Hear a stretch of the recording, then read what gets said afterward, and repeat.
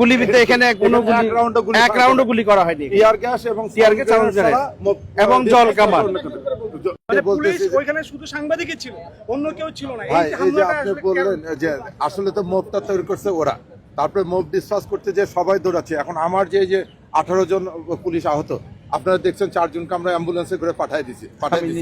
হ্যাঁ, আমি নিজেও ইনজুর্ড আপনারা দেখেছেন। এটা আসলে তো একটা মব, তারা একটা ভায়োলেন্স সিচুয়েশন ক্রিয়েট করছে। ঢিলটা যখন মারছে আপনাকেও লাগছে না, ওরকম দৌড়াতে যে হয়তো একটা ধাক্কা দিয়ে আপনাদের লাগছে হয়ে গেছে। তো আমরা বিনা হ্যাঁ ঠিক আছে আর আচ্ছা হ্যাঁ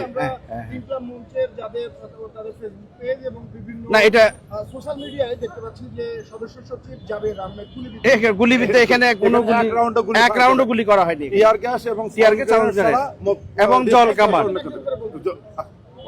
টিয়ার গ্যাস, সাউন্ড গ্রেনেড এবং জল কামান, এর বাইরে কোনো কিছুই ব্যবহার করা হয়নি।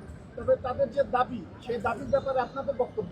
এটা দাবি করলে ওনারা দাবি করেছে, কিন্তু আমাদের পক্ষে কোনো গুলি করা হয়নি। কিন্তু এখানে কোনো আমরা এখানে এক রাউন্ড গুলিও এখানে করা হয়নি।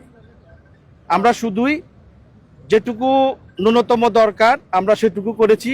জল কামান ব্যবহার করেছি, সাউন্ড গ্রেনেড ব্যবহার করেছি এবং টিয়ার গ্যাস ব্যবহার করেছি। এর বাইরে কোনো কিছু ব্যবহার করা হয়নি এখানে।